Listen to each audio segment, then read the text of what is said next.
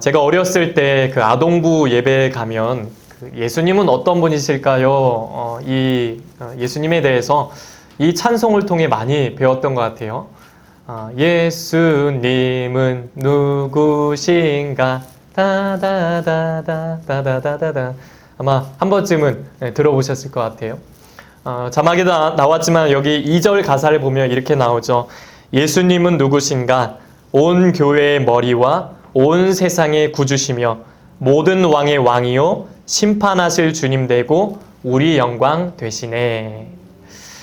이 찬송 하나에 예수님의 모든 삶이 담겨 있지 않나 하는 생각을 해보게 됩니다. 예수님 주변에는 제자들과 수많은 무리들이 늘 따라다녔습니다. 각자가 생각하는 예수님은 다 달랐어요. 예수님께 가면 병을 고쳐주신대, 귀신을 쫓아주신대, 그분은 오병이어로 수천 명을 먹이신 분이래. 야, 우리도 함께 가보자. 나한테 무슨 좋은 일이 있을 거야. 우리한테도 좋은 유익이 있을 거야. 이런 식으로 예수님을 따라다녔습니다.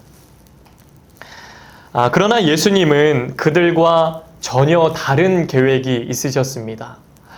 본질을 깨닫지 못한 무리들과는 다르게 예수님은 바로 십자가의 길을 향해 한 걸음 한 걸음 걸어가고 계셨습니다. 오늘 본문은 예수님이 갈릴리 사역을 마치시고 이제 후반기 사역을 위해서 예루살렘으로 가시던 길에 일어난 사건입니다. 오늘 예수님이 빌립보 가이사랴로 가셨다라고 합니다. 빌립보 가이사랴. 이곳은 갈릴리 호수에서 북쪽으로 약 40km 정도 떨어진 곳인데요. 예로부터 바알, 우상이죠. 바알 신전이 있었고요. 목동과 가축의 신으로 불리는 판신을 섬기는 곳이었습니다. 그리고 당시 이 헤롯 대왕의 아들이었던 헤롯 빌립이 기존의 도시를 더 확장을 시키고 당시 로마 황제였던 가이사와 자기의 이름을 합쳐서 빌립보 가이사랴라고 해서 이름을 붙인 곳이 바로 오늘 이 빌립보 가이사랴 지역입니다. 즉 이곳은 이방의 우상신을 섬기는 곳이었고 황제를 숭배하는 곳, 황제를 삶의 주인으로 모시는 곳이었습니다. 거기서 예수님이 물으십니다. 27절 후반에 보니까 가는 길에서 제자들에게 물어 이르시되 사람들이 나를 누구라고 하느냐라고 물으세요. 여기는 이방 신상들이 넘치는 지역입니다. 인간이 좋아하는 화려함과 부유함이 가득한 지역입니다. 그런 곳에서 예수님이 물으십니다. 얘들아, 사람들이 나를 누구라고 하느냐? 그러자 제자들이 말해요. 사람들이 세례 요한이라 하고 엘리야라 하고 선지자 중에 한 사람이라고 말합니다. 라고 합니다. 사람들이 예수님에 대해서 이렇게 본 거예요. 저 사람 옛날에 죽은 세례 요한이 환생한 거 아니야? 야, 저 능력을 보니까 하늘에서 불을 받은 엘리야 같은데? 구약의 선지자 중 한 사람 아니야? 이런 식으로 예수님을 생각한 겁니다. 근데 예수님의 마음속에 있는 질문은 그게 아니었습니다. 사람들은 그렇다 치고 너희들은 나를 누구라고 하느냐? 라고 물으세요. 황제를 숭배하고 세상의 화려한 지역에서 세상의 스포트라이트를 한 몸에 받는 그 세상 한복판에서 이번에는 제자들에게 물어보신 겁니다. 너희들은 나를 누구라고 하느냐? 때때로 하나님은 우리 인생을 외딴 곳으로 모실 때가 있습니다. 그곳은 낯선 환경이 될 수 있고 낯선 장소가 될 수 있고요. 광야가 될 수 있습니다. 기독교에 대해서 핍박하는 현장이 될 수 있습니다. 그런 곳에서 예수님이 이번에는 제자들에게 물어보신 겁니다. 너는 나를 누구라고 하느냐? 너 여기서 대답해 볼 수 있니? 라는 겁니다. 여러분, 신앙은 1대1입니다. 하나님과 나의 관계입니다. 1대1의 신앙 고백이 필요하다는 것입니다. 나한테 예수님은 어떤 분이신가? 여러분에게 예수님은 어떤 분이십니까? 신앙은 자기 고백입니다. 신앙은 객관적인 것이 아니라 주관적이고 나의 고백이 있어야 한다라는 겁니다. 그러자 열정 많은 베드로가 이런 말을 합니다. 29절에 보니까 베드로가 대답하여 이르되 주는 그리스도시니이다 라고 합니다. 그리스도라는 말은 메시아, 구원자라는 뜻이죠. 예수님은 메시아입니다. 나의 구원자세요 라고 말을 합니다. 아주 시원하고 확실한 대답이죠. 똑같은 병행 본문인 마태복음에선 이런 고백을 합니다. 마태복음 16장 16절 말씀, 아주 유명한 고백이죠. 우리 함께 읽어볼까요? 시작. 시몬 베드로가 대답하여 이르되 주는 그리스도시요 살아계신 하나님의 아들이시니이다. 아멘. 마태복음 좀 더 풀어서 잘 설명을 해주고 있습니다. 베드로의 원본 신앙 고백이죠. 우리도 주님을 삶의 주인으로 모시고 구원자로 모십니다. 그분을 하나님의 아들이심을 믿는 사람들입니다. 그러니 우리도 이렇게 고백하며 살아가야 합니다. 주는 그리스도시요 살아계신 하나님의 아들이십니다. 이것이 우리의 정체성입니다. 왜 사람들이 방황하고 흔들릴까요? 정체성에 대한 고백이 없기 때문입니다. 내가 주인이 되고 싶고 내가 예수님 자리에 앉으려고 하기 때문입니다. 하나님이 아닌 다른 우상을 모시고 살기 때문에 방황하고 흔들리는 겁니다. 그 우상은 돈이 될 수 있고요. 가정이 될 수 있고 자녀, 권력, 명예, 하나님보다 더 우선시하는 것이 있다면 우상이 될 수 있다는 것입니다. 그러나 예수님이 이 모든 것 위에 주인이 되신다면 인생의 방황은 거기서 끝나는 것입니다. 방황할 이유가 사라지는 것입니다. 베드로의 이 고백을 들으시고 예수님은 이렇게 격려하십니다. 마태복음 16장 17절 말씀해 보니까 예수께서 대답하여 이르시되 바요나 시몬아 네가 복이 있도다. 이를 내게 알게 한 이는 혈육이 아니요 하늘에 계신 내 아버지시니라. 아멘. 이것을 너에게 알려주신 분은 사람이 아니다. 하늘에 계신 나의 아버지가 알려주신 것이다. 예수님이 너무나도 기뻐한 겁니다. 마치 자녀가 부모에게 엄마 아빠 사랑해요. 역시 아빠는 최고예요. 엄마는 최고예요. 라고 한 것처럼 예수님이 그 고백을 들으시고 베드로야 역시 넌 최고다. 너가 복이 있도다. 라고 예수님이 칭찬하신 겁니다. 이런 면에서 우리의 신앙 고백은 내가 입술로 고백한 것처럼 보여도 사실은 성령님이 내 안에서 역사하신 겁니다. 성령님이 말하게 하신 것입니다. 멀쩡한 사람이 어떻게 이런 고백을 할 수 있을까요?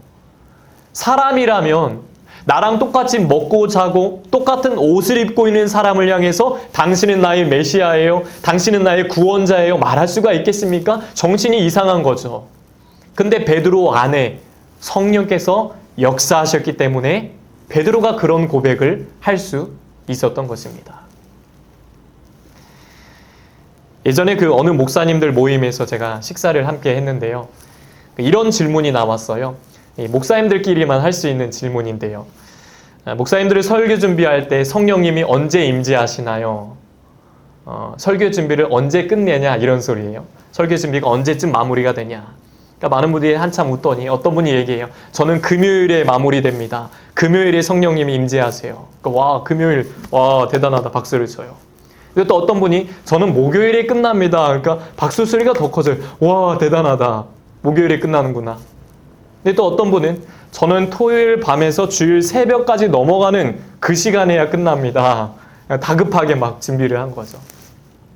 근데 한 목사님의 한마디에 다른 분들이 다들 와 부럽다고 외쳤어요. 이분이 얘기하기를 저는 아내도 신학 공부를 해서 아내가 전도사님이세요. 저는 설교를 아내와 격주로 나눠서 합니다. 한 달에 2번 한다는 거죠. 그러니까 다들 어떤 분이 할렐루야 야 저게 진리지 저게 복음이다 라면서 막 다들 막 부럽다고 박수를 쳤던 그런 기억이 있습니다. 저도 모르게 저도 박수를 쳤더라고요. 물론 이제 유머러스한 이야기지만 저는 그때 목사님들과 이 설교에 대한 이야기를 나누면서 주어진 그 사역의 현장에서 정말 치열하게 말씀 준비를 하는 목사님들의 모습에 귀한 은혜를 받았습니다. 설마 목사님들이 설교 준비를 미리 다 끝냈다고 더 준비를 안 하실까요? 그렇지 않겠죠. 저는 어떤 때는 자다가 그냥 자려고 누웠는데 갑자기 뭔가 떠올라요. 그러면 벌떡 일어나서 핸드폰에서 막 적습니다.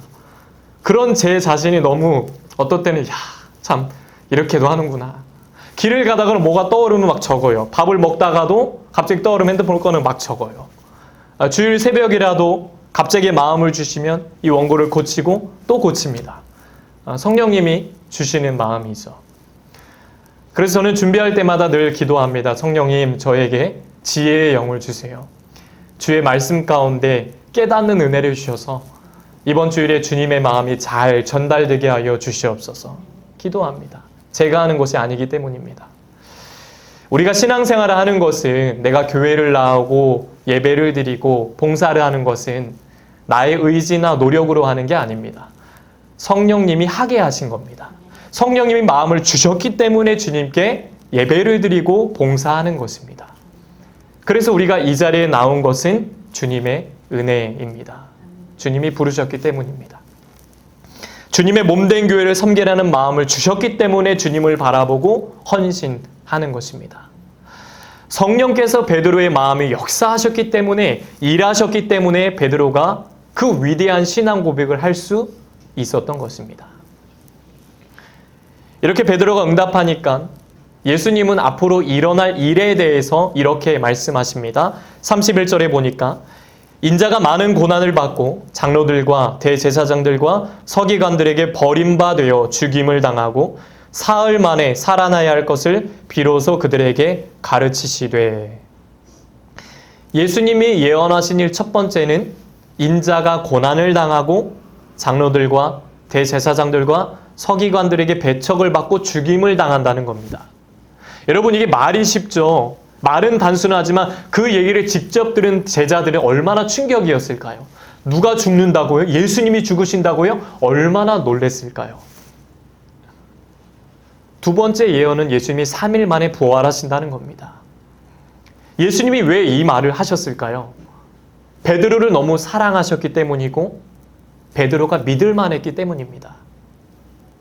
근데 사실 이 베드로의 믿음은요, 주님께로 가기 위한 성화의 한 과정일 뿐이었습니다. 성령의 도움으로 베드로가 믿음의 고백을 했지만 다시 고무줄처럼 믿음이 예전으로 돌아간 것을 보게 됩니다. 우리의 믿음도 그렇죠. 아무리 은혜로운 말씀을 듣고 결단을 해도 이게 내 진짜 믿음이지 라고 말하기는 사실은 어렵습니다. 우리는 오늘도 실수하고 또 넘어지는 연약한 인간이기 때문입니다.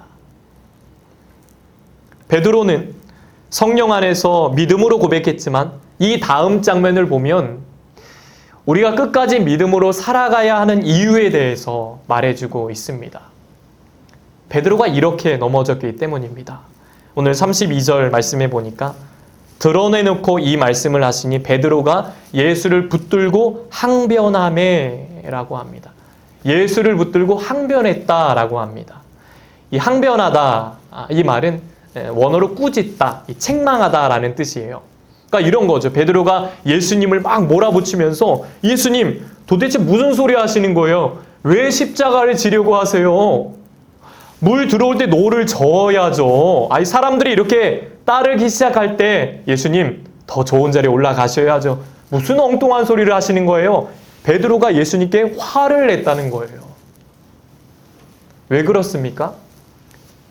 그가 생각했을 때 메시아는, 구원자는 죽으면 안 되기 때문입니다. 아니, 구원자가 왜 죽어? 라는 거예요.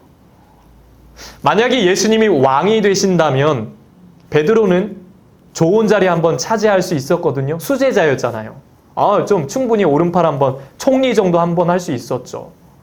근데 예수님이 이런 계획을 다 짜놨는데 엉뚱한 소리, 십자가 얘기를 하시는 거예요. 베드로가 용납이 안 되는 겁니다.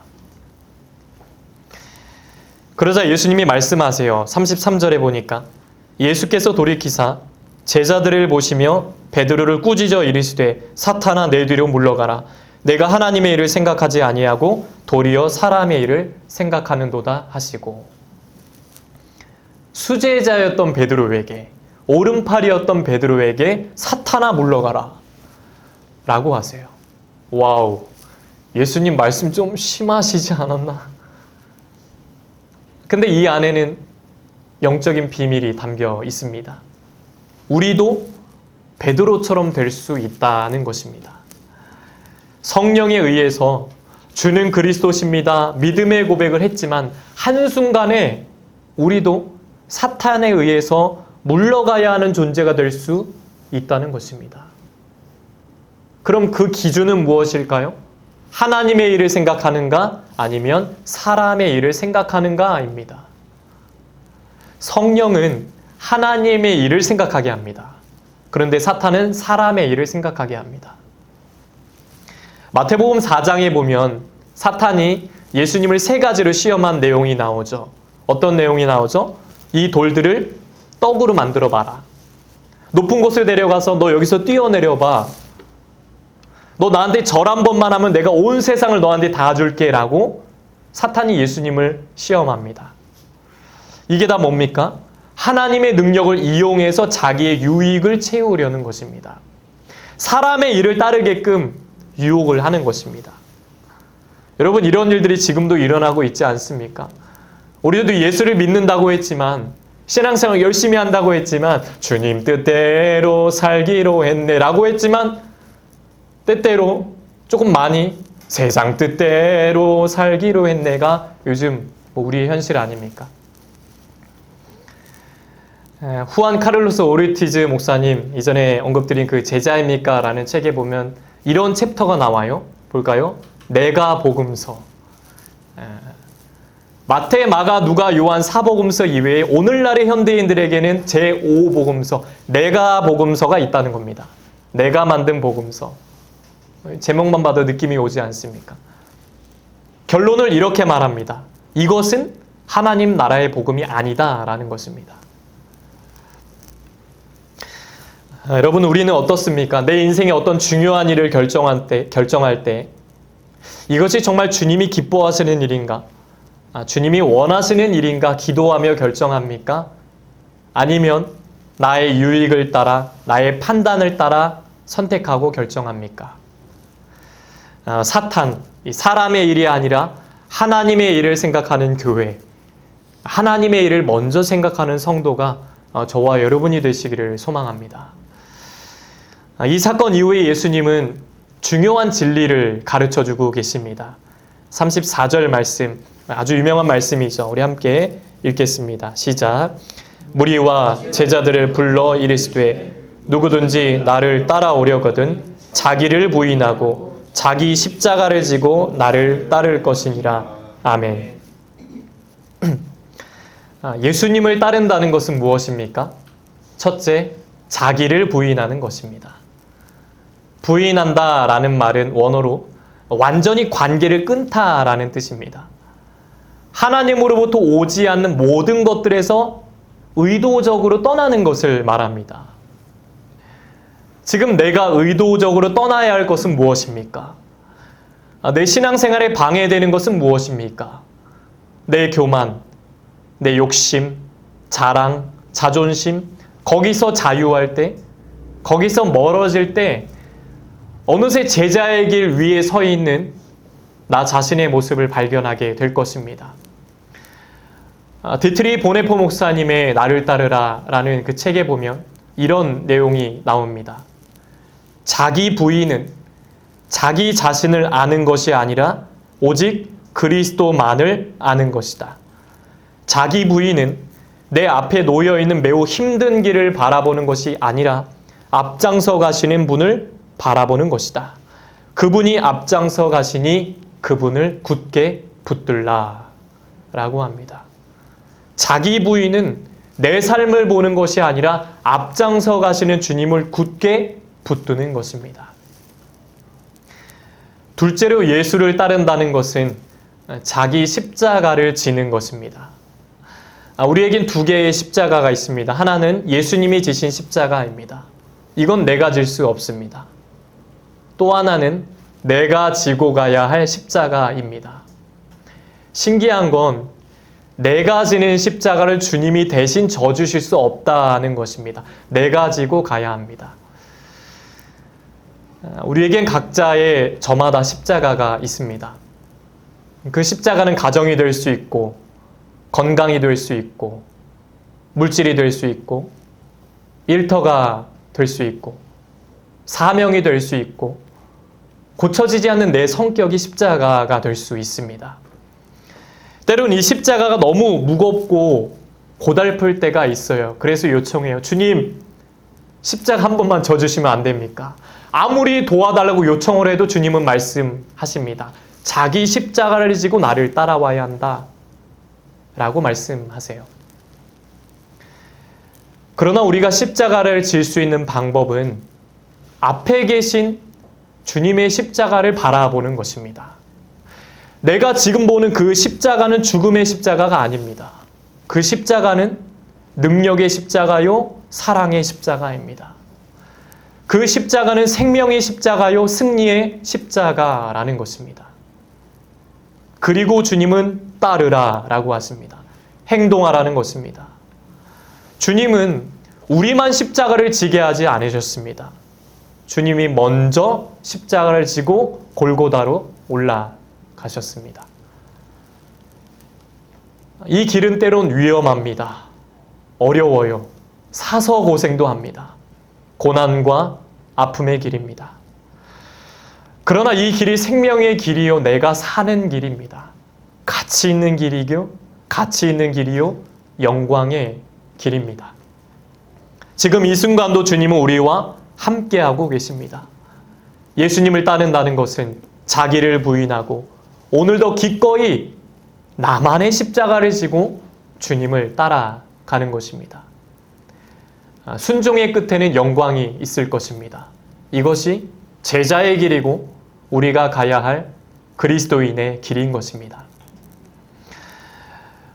영국 퀘이커 교회 지도자였던 윌리엄 펜이 이런 말을 남겼습니다. 볼까요? No cross, no crown. 십자가 없이는 면류관도 없다라는 겁니다. No cross, no crown. 십자가를 통과하지 않고는 영광도 없다라는 것입니다. 기독교는 역설의 종교입니다. 참 신기해요. 기독교는 역설의 종교예요. 예수님의 가르침은 세상의 논리와 항상 반대입니다. 그렇죠? 누구든지 나와 복음을 위하여 자기 목숨을 잃으면 구원하리라. 나는 죽고 예수로 사는 삶이 그리스도인의 삶인 것입니다. 때로는 십자가가 너무 힘들고 괴롭고 무거워서 내려놓고 싶을 때도 있어요. 관두자, 다 관둬. 그러나 천국에서 우리가 누리게 될 영광의 면류관이, 그 영광에 대한 소망이 우리에게 큰 힘과 위로를 줄 것입니다. 로마서 8장 18절 말씀해 보니까 생각하건대 현재의 고난은 장차 우리에게 나타날 영광과 비교할 수 없도다. 아멘.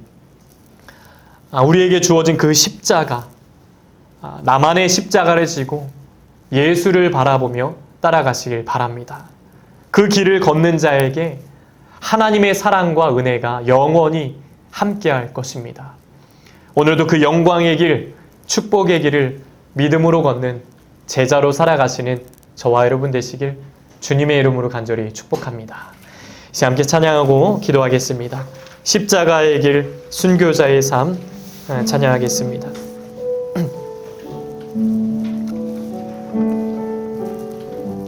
내 마음에 주를 향한 사랑이,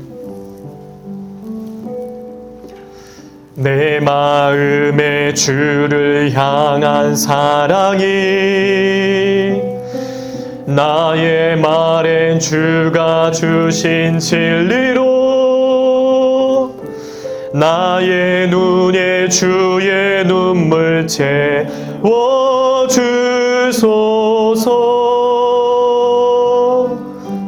내 입술에 찬양해, 내 입술에 찬양의 향기가,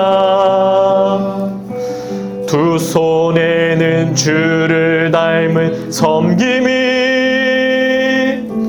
나의 삶에 주의 흔적 남게 하소서. 하나님의 사랑이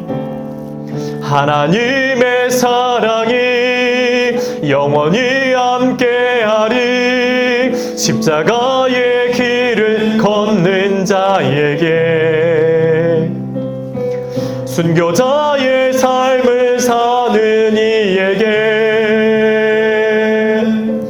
조롱하는 소리와 세상 유혹 속에도 주의 순결한 신부가 되리라. 내 생명 주님께 드리리. 우리 마지막으로 하나님의 사랑이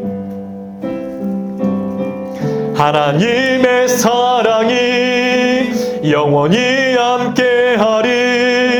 십자가의 길을 걷는 자에게, 아멘.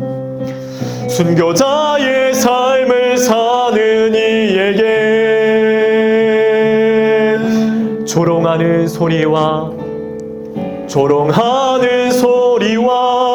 세상 유혹 속에도 주의 순결한 신부가 되리라. 내 생명 주님께 드리리. 하나님 아버지, 우리가 신앙생활을 하면서 사람의 일을 생각한 죄를 용서하여 주옵소서. 하나님의 일을 먼저 생각하고 실천하는 믿음을 주시옵소서. 누군가에게 말하지 못할 나만의 십자가가 있습니다. 십자가를 지고 가는 것이 참 무겁고 힘들 때도 있지만 주여 감당할 만한 힘을 주시옵소서.